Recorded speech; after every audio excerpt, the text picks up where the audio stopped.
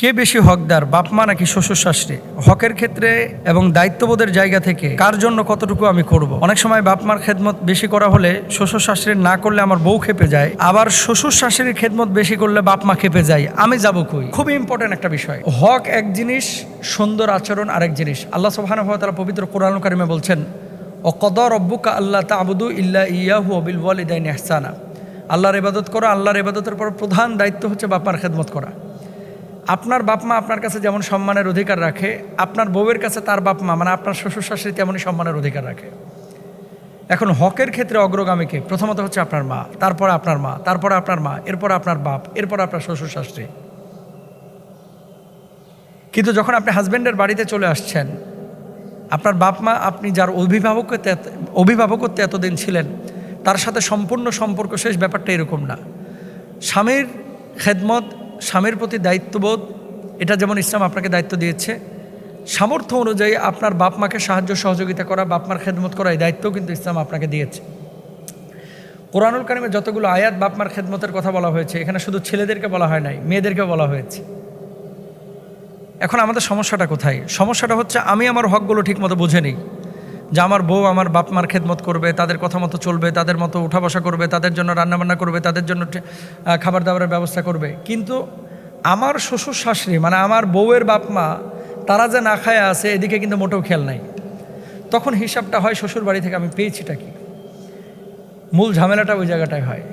তো এই জন্য বলবো যে বাপ মা যেমন হক রাখে, শ্বশুর শাশুড়ি তেমন হক আপনার কাছে না রাখলেও যেসব হকগুলো আপনার কাছে রাখে তারা মুরব্বী হিসাবে, 1 নম্বর সুন্দর আচরণ, 2 নম্বর যেহেতু আপনার স্ত্রীর বাপ মা, আপনার স্ত্রীর বাপ মা যদি না খেয়ে থাকে অবশ্যই আপনার স্ত্রীর মনটা খারাপ হবে।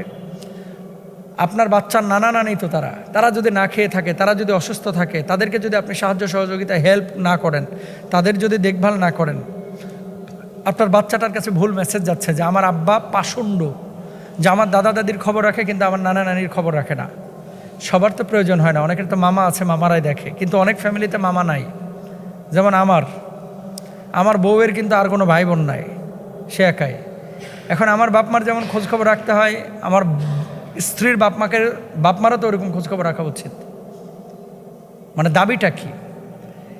এই জন্য আসলে হকের ক্ষেত্রে বাপ মা অবশ্যই অগ্রগামী, কিন্তু সুন্দর আচরণ, খেদমত, অবস্থাভেদে অবশ্যই আপনি তাদেরকে খোঁজখবর রাখবেন, সুন্দর আচরণ করবেন, দেখভাল করবেন, তাদের অসুস্থতায় এগিয়ে আসবেন। এটাও কিন্তু আপনার ইমানি দায়িত্ব, এটা আপনার দায়িত্ব।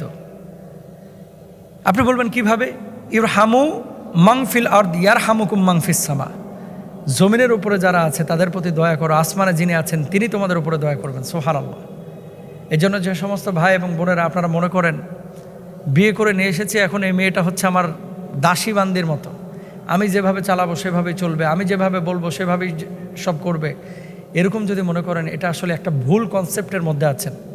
এই জন্য প্রত্যেক ভাই এবং বোনদের উচিত যে ছেলে মেয়ে সবাইকে এই সমস্ত বিষয়গুলো বোঝানো উচিত, যে তাদেরকে সাহায্য সহযোগিতা করা, শ্বশুর শাশুড়িকে সম্মান ইজ্জত করা, তাদের সাথে সুন্দর আচরণ করা, বাড়িতে আসলে হাসি মুখে কথা বলা।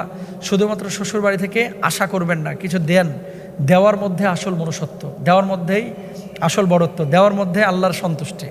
সুতরাং দেওয়ার চেষ্টা করেন নেওয়ার চাইতে বেশি। আল্লাহ তাআলা আমাদের তৌফিক দান করুন।